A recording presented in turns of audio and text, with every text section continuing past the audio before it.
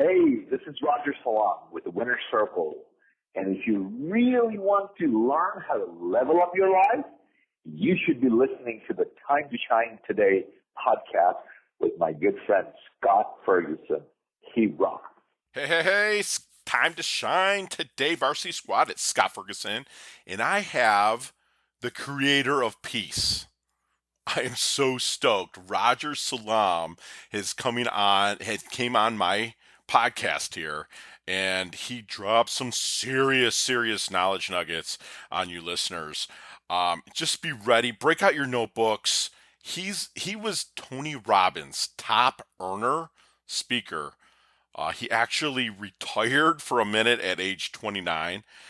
Then he really just got started then. He lacked confidence to really level up and take it to the next level. And Roger shares his experience from his childhood all the way up to building the winner's circle, which is fantastic. He has awesome gifts. He's going to talk about the good examples leaders have, the secret to life in living a prosperous life. So again, like I just said, sit back, relax, break out your notebooks, because here's my good friend, Wajed Salam.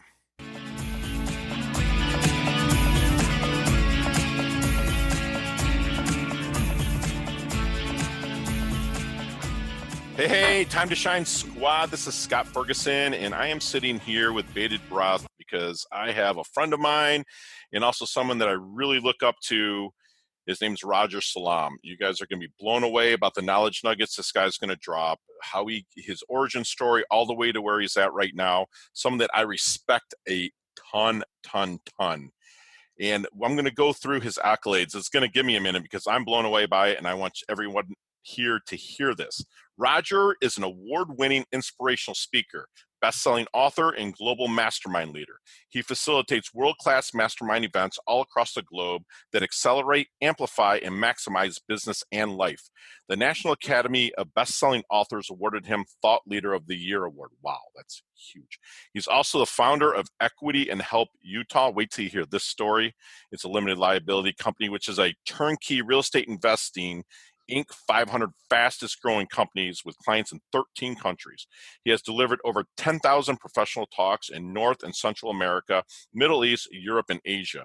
He's originally from Bangladesh and has 3 lovely daughters. Good luck with that. His mission is to empower entrepreneurs to achieve financial freedom and lead a purpose-driven, fulfilling, and happy life. Wow, there's some serious credentials right there. Roger, welcome to the show. And if you can let us know your favorite color and why. First of all, thank you for having me. My favorite color is the uncolor white. That is the first ever. So tell me. White is a symbol of purity. Look at the brides wear white. Wow. And also, my childhood, my school uniform, I went to a boarding school. My school uniform was white shirt, white pants. And the other reason, my mom wanted me to join the Navy. And I asked her why. She said, I look good in white. So for all those reasons, white. That's awesome. That's the first, but seriously, purity. From what your mom says, it is. It's a kind of a starting origin place of just pureness. That's awesome. Roger, your accolades are long. Okay, so can you give us an origin story of Wajed Salam and how you got from there to here? I graduated from UCLA. As you said, I'm originally from Bangladesh. I came here to go to school. And how old were you, Roger? I'm sorry. I was like 18. Okay. And just graduated high school and just came as a freshman to UCLA. I was very fortunate, Scott. My life, I feel like I'm not a very good planner, but my life is guided. My steps are guided from somewhere up above. I just follow my intuition. And this is realization now, not while it was happening, that almost right after college, I met my first mentor, Tony Robbins, and about 89, 90. And I went to see him. And he was the most charismatic speaker that I've ever seen at that point, most prolific.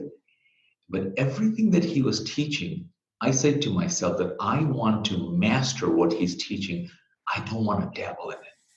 And I said, what better way to master than to go work for him? He'll make sure I live it. Otherwise, he's going to fire me. That was my reason for joining. I would have done it for free. And that's why I also ended up being the #1 income earner and speaker trainer for him by a long shot. And that's how I got the best. I used to be on the road 48 weeks out of the year. And that's when you say that I've done over 10,000 professional talks. Not very many people alive can say that. And I did that for almost a decade, 2 to 3 presentations a day. So the numbers and I stopped counting at 10,000. Okay. When I literally retired at the ripe old age of 29, and I retired being on the road. And in Tampa, people asked me, how did I choose Tampa, being everywhere? I said, Tampa was my last city. I just never got on a flight. I just went straight as far as I could go to Gulf Boulevard and went to the top floor, and I retired. And after 2 weeks, I was pulling my hair out because all the waves looked the same. Wow. Right there, I got a call from UK, the guy who bought the rights in the mid-90s for Tony Robbins. And he said, man, I paid a lot of money to Tony. I have no idea how to market. So I called the company and said, hey, how do we market it, Tony? And he said, they told me to call you. And will you come out of retirement? I said, thanks for saving me. I went there and opened up UK for Tony. And I also trained the trainers. In essence, I got myself out of the job. But when you do things for the right reasons, things open up. So I thought, I don't need to come back next year because he has his team and I prepared them. But on the very last day, he called me in his office and he said, hey, Roger, Tony's not coming back for another whole year. How do we make money in between? I said, beats me. He goes, why don't we market you? You're the one who sold out. You're the one who trained the trainer. And I said, who? See, my self-esteem was not high enough. I didn't see myself as the main guy. I saw myself as the guy who promotes the main guy. But someone else saw that in me and he said, listen, Roger, the reason I'm sitting here is because I surveyed the companies that you went and spoke. I asked them to rate you, not Tony, on a scale of 1 to 10. The reason I'm sitting here is because they gave you a 12. And that's how I accidentally started my own speaking training. And long story short, I started consulting and I had a consulting client in internet world and he took me on as a partner and I am Joe Internet. I used to joke that if Al Gore didn't invent internet, that would be me because I am one of those people, Scott, I'm an all or nothing guy. When I did Tony Robbins, I ate bread 24/7. I did that. And same thing when I jumped with internet, I jumped with both feet in 1997, long before people knew how to spell email or internet. I was there and I saw that as the future. And we took a company from 0 to 2 billion in market cap in a matter of almost 18 months. Wow. And I thought I was set financially for life because I had lots of stock, except I'm loyal to a fall. I was vested, but I didn't cash out. I wanted the stock to go to 100. It was at 50. Unfortunately, you remember the 1999, the internet bubble bursted. Sure. .com crash, right? Exactly. I lost everything. I lost everything. I was a .com millionaire when in one day practically went from .com to .gone. Gotcha. I used to when I do my talk, I joke and said, "Hey, when the stock market crashed, I slept like a baby, woke up every hour and cried."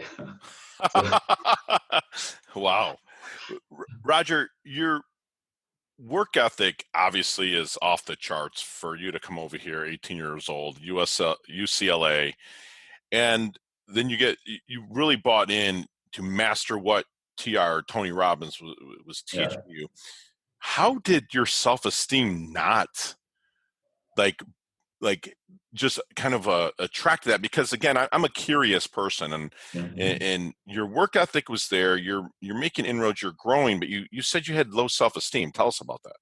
No, because I never saw myself as the main guy. Okay. I was like, I'm the guy who promotes the main guy. And I would go, I can sell Tony better than Tony can sell Tony. And sometimes it's easier to sell someone else than yourself. Well, it's always the case. So that I was doing that. And that's when someone else recognizes you for your work ethics, and they went and surveyed. I never surveyed myself, or I never, go and ask people about me. Someone else did it, and then they found another. That gave me another level of confidence that I didn't have. I probably shouldn't have say low self-esteem. I should say I didn't have the level of confidence that I had as a main to put speaker. Your name behind it. So then my name went on the billboard. Sure. Instead of Tony's name on the ad, they were doing promotional things with my photo on it. And I'm like, for the first time, it's like, wow, people are gonna come to see me. Right. And, you talk about 3 daughters, good luck. I remember my little, people give kids to keep you humble. It's like my little girl, I invited her to one of the seminars, like over 500 people at the seminar, she's there. And every time I look at her and she's going, she's bored. I can't even look at her because I lose my train of thought. She's bored. And then at the end, she goes to me, what's wrong with these people? Right. And because they paid you to listen to you? What? That's awesome. Something's wrong with these people, man. What can I tell you? What do you think, Roger, then makes a good leader? I think I know the answer, but I want to kind of hear it from you, if you don't mind. My philosophy as a leader always has been that lead by example and judge by results. Okay. Don't ask anyone to do anything that you haven't done or you're not willing to do. And this is, same thing with Tony Robbins or anything I've done. I want to first be a soldier. Another thing is a good leader is a good follower. Wow, that's true. Did you hear that, squad? You can't really take over the reins until you're really led by somebody that's going to show you the direction to go. And Roger was humble enough to step back and see the vision, but he didn't want to put his name on that shingle quite yet. But it just took that one person to really recognize he is the guy. And that aha moment must have just been fantastic, right? To have that happen. I mean, it's scary as all hell, but fantastic, correct? That's fantastic. So let's take it back even a little bit more. Where'd your work ethic come from?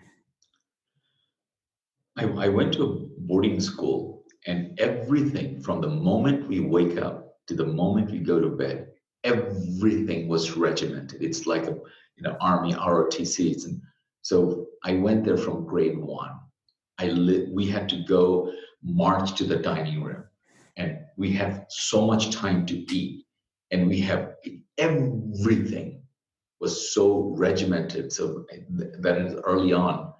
Wow. Had an imprint in my life that it has to be the work ethics there, and that protocol was already set up in you that it just became natural to you. Just be like, if you weren't having that work ethic, you would feel off and wrong. Okay, excellent. So let's work our way through it. Tell us a little bit about the winner circle then. The winner circle came when I said that I retired from Tony Robbins, and I actually at 29, by the way. Yeah. And when the stock market crashed, I didn't know what to do. I was late night. I'm flipping through TV channels just to keep my mind occupied. I'm not even watching. All of a sudden, late night, there's an infomercial comes on, and the snake oil salesman proverbial said, "Hey, you can make money in real estate with no money, no credit." I said, "I qualify." Carlton, right? Was his name Carlton? Carlton Sheets? It was Russ Whitney. Russ Whitney. Oh, yes, of course. Okay. And I went to this seminar, and it was a free seminar. It's free to get in, but not free to get out. So, I went to Russ's seminar. Yeah, I did in Detroit. I remember. $30,000 later that I did not have. Ooh. My philosophy in life, Scott, is I'll trust you unless you give me reasons not to. Right. Maybe there's a generation gap. When I meet people, I don't Google them. It's a new relationship. I don't want what's written about them almost cloud my impression.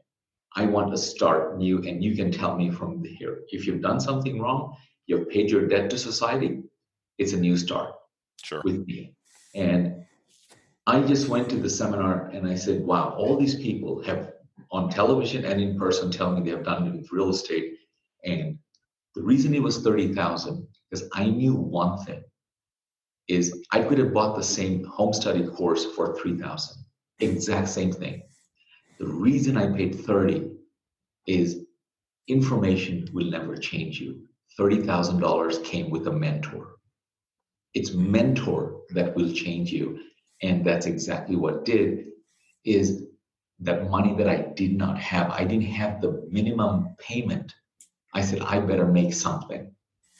Otherwise, I don't have it. It was my last Amex card that did not have any preset spending limit. And I just, you never know what you're capable of doing unless you put yourself on the line. Oh my gosh, absolutely. And then that's when you find out. And long story short, in the next 5 years, I ended up, me and my partner, owning over 500 houses in the Tampa Bay area. But here's another thing that you mentioned about leadership. On the very first day that I went to Russ's seminar, I bought the boot camp and I met him, and he found out that I was Tony Robbins' #1 salesperson on the road. He offered me a job to go on the road to sell his seminars. And I had the skill set to do it. And he told me that I would be making $500,000 to $750,000 if I go on the road. I have never in my life been so tempted to take on a job because I needed that. But I say to myself that my power comes from my belief. I don't want to stand on stage and ask people to buy real estate when I haven't bought my first home yet. I could have, and I did it for 5 years. And then I started my own seminars, and Russ Whitney became, you now talk about winner circle. Mm-hmm. I started with another friend of mine. We started the winner circle because we saw that all these gurus are competing. And he came to me and said, why are they competing? Aren't you the Tony Robbins guy? He goes, let's set up a mastermind and bring all the gurus together and to collaborate. And that's what I did. And Russ came to the winner circle and he comes to my mastermind and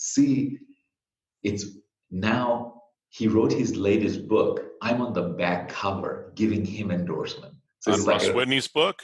Yes. Wow. Russ Whitney's book, I'm giving him endorsement. So it's like a full circle that now we're colleagues and friends sitting at the table, and really was a humbling experience. Well, that's fantastic. Man. Yeah, I'll give you the kudos on that. You're a humble guy, but I'll tell you that's pretty kick-ass, man. I'll tell you that. That's without a doubt. So let me ask you something then, Roger. What you've did a lot of things, but you were always going bigger. What is the big thing you want to accomplish in life? It's almost embarrassingly too big, and I couldn't even articulate because I thought that maybe people will just judge me that, hey, this guy should be in a straitjacket in a padded room because he's so naive. And it's almost my bigger dream is I'm born with a name like Salam means peace. Wow. And my first name Wajed. And the very first day I came to the US when I went to UCLA, I said, hi, this is Wajed. They go, hi, Roger. So every time I say Wajed, people hear Roger. I fought it. And so now, just when I got on the road for so long. I said, hell with it. It doesn't matter who I am. It's what I do. And Wajed means creator. It's almost like creator of peace. So another friend of mine, she's very spiritual, one day sent me a card a decade ago, said, Mr. Salam, the jig is up. Your mission, should you choose to accept, is to bring peace to the planet. I'm like, wow. Wow. I have no idea how I'm going to do that. But I know Mastermind is the highest principle for accelerated success. And that's why I started Mastermind. And I was speaking in Orlando, and I shared this story for the first time. I said, I have no idea. I can't even create peace in my own home with 3 girls, let alone the whole world. But if somebody held a gun to my head right now, that you got to do this, what will I do? I'm going to just call all the Nobel Peace Laureate that won the prize. I'll put him in a room, Mastermind. But I'm like, say, hey, who the hell? Why would this Nobel laureate listen to me? Scott, somebody in the audience was listening. I had no idea. I got off the stage, and this lady walks up to me. She's a dear, dear friend of mine now. She goes, oh, you said you want to get all the Nobel laureates together. Klaus Nobel, his uncle was Alfred Nobel, Who the Peace Prize is named after. Peace right? Prize, who founded Nobel. He goes, he's a good friend of my neighbor's. I called him. He's waiting on the call for you. I said, what? Right. And I get on the phone, and they said, okay, Maria told us all about you and said, hey, we're starting a Peace University. Would you like to join on the board? And we'd like to, we're launching this thing. All of a sudden, my fear level went up. I said, oh my God, this is becoming real like that.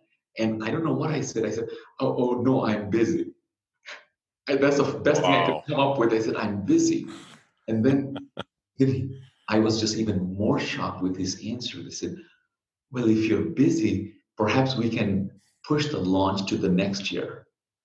I said, excuse me? You're going to push it because I am busy? So be careful what you wish for. So sure. I'm working my way through. I've got a long way to go. But you asked me the big thing. Here's the big thing, man. You want to win a Peace Prize? No, I don't care about the Peace Prize at all. Okay. I want to bring peace, and that's. You want to live up to your namesake. Yes, that's what you want to do. Exactly, I want to live up to my namesake. The creator of peace. That's fantastic. So you've did a ton in your time here on this planet. What would you look back if you had a chance to meet, let's say, the 22-year-old Roger? Write a letter to him. Yeah. What would be included in that? First of all, Scott, with every sincere bone in my body, I believe I am just getting warmed up. I don't feel like I haven't achieved anything, and anything. I mean, that it's about what your potential is and what you settle for. That's what the difference is. And so I feel like I'm still in college as far as my enthusiasm. Like I want to go and do so many things, many things, so many places I haven't been, so many things I haven't done. I'm an experienced junkie, so I just go anything that I haven't done, anything I'm in. But if I were to write a letter to my own self, I think I would, as I said, that I'm not a very good planner. I just go with my flow. I would probably hire someone. I wouldn't try to be a better planner.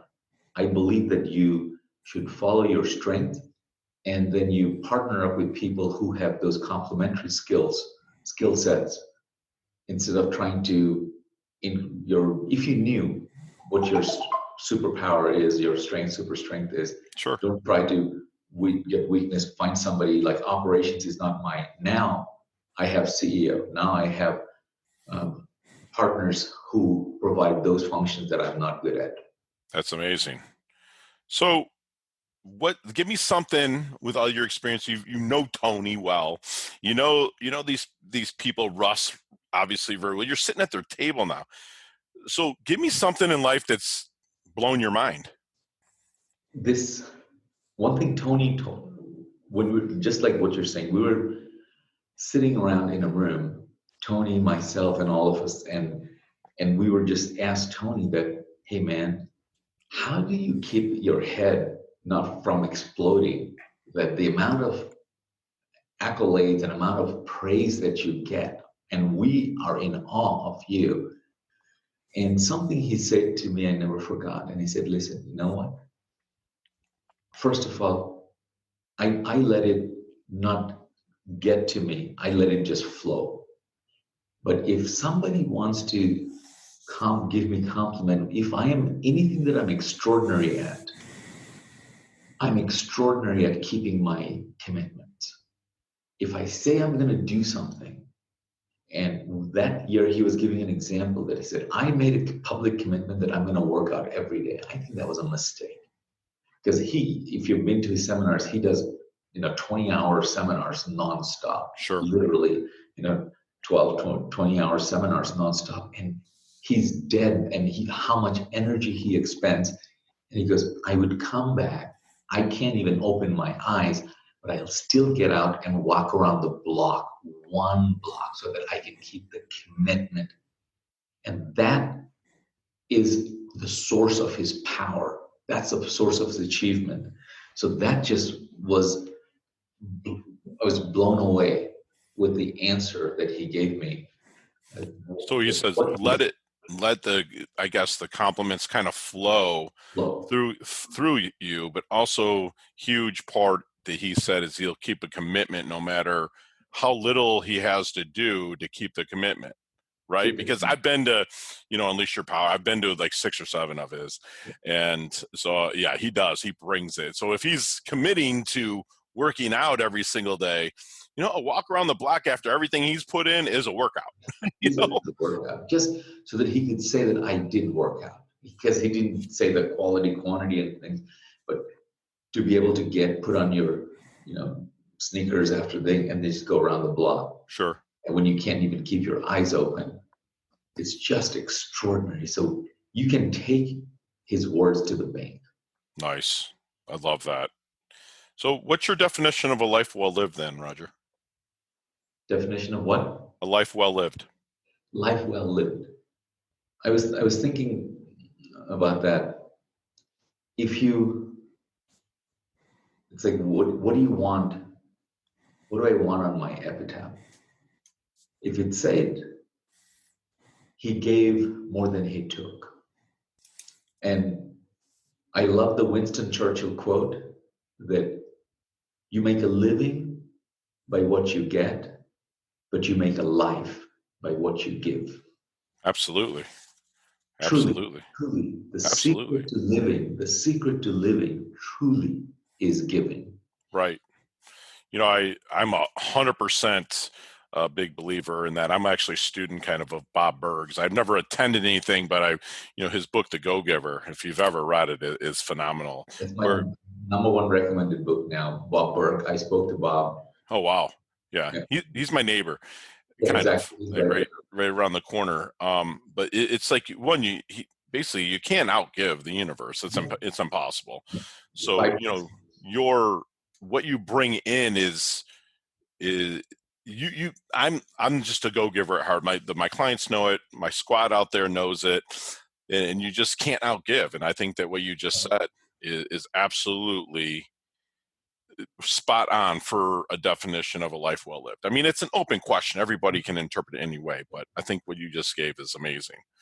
So, okay, so we got like a little lightning round, which I'm sure you said you've listened to a couple other podcasts. So I'm going to, you and I could talk, 15, 20 minutes on each one of these questions, but I'm going to give you 7 to maybe 10 seconds to come back at me. Okay. Go for it. So here we go. What is the best leveling up advice you've ever received? Who you associate with and listen to will determine your destiny. Love it. Share one of your personal habits that contributes to your success. Absolute persistence. Absolutely. Persistence. That's Especially perfect. against adversity. Gotcha. So other than your own website and, of course, Time to Shine Today, recommend us another website to our squad and listeners out there that you like to go to just to get fired up, leveled up. This particular question, because this is very topic related. Sure. It can be. Fine. In general, I'm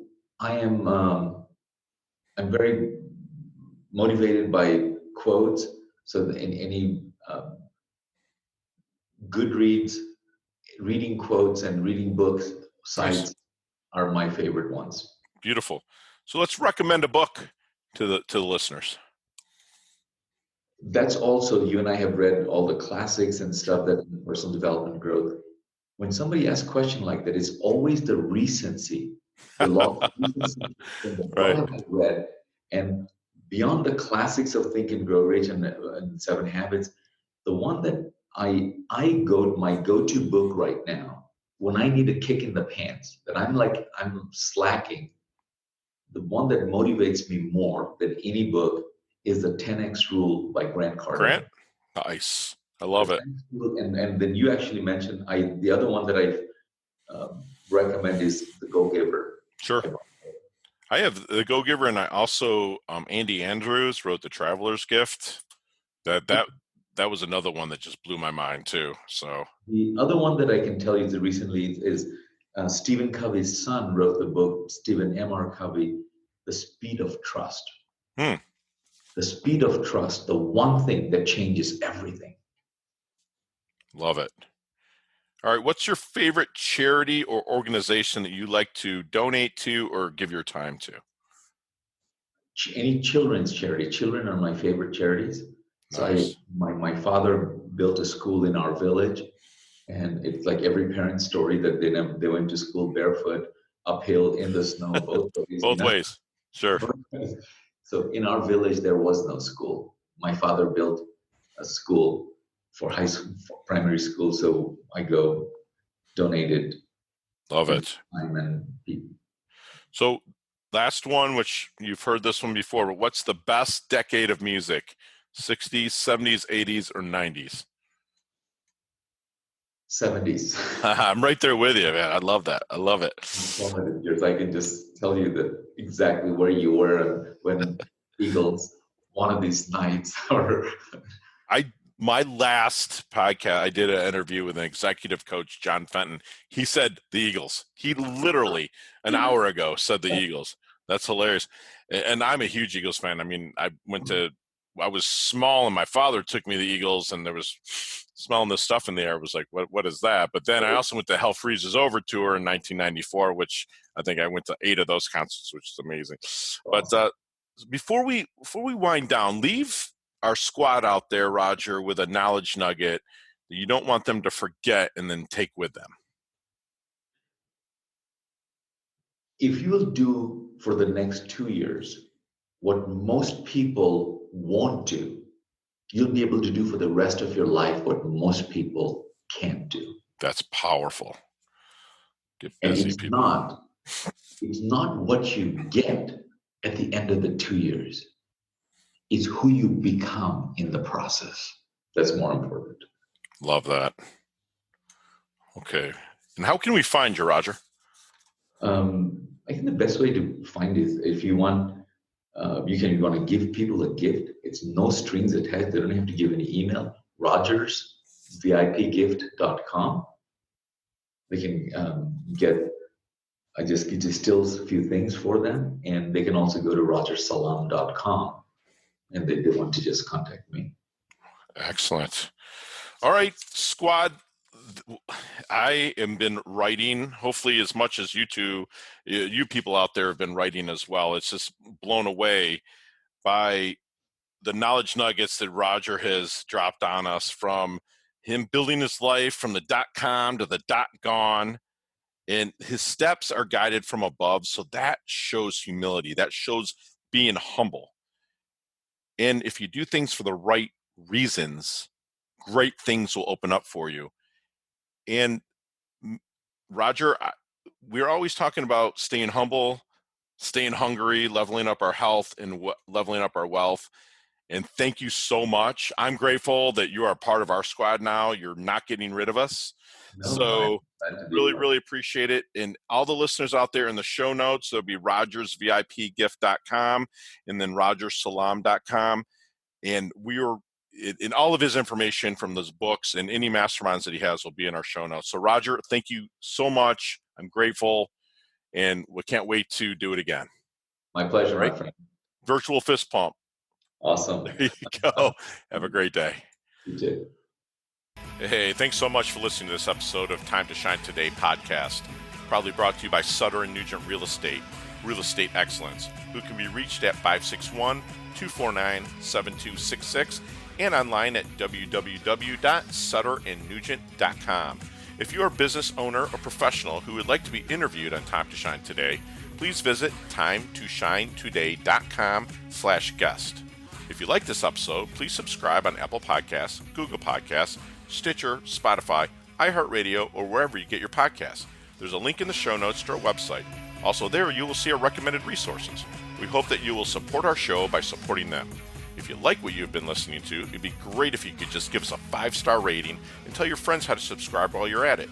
I'm your host, Scott Ferguson, and until next time, let's level up. It's our time to shine.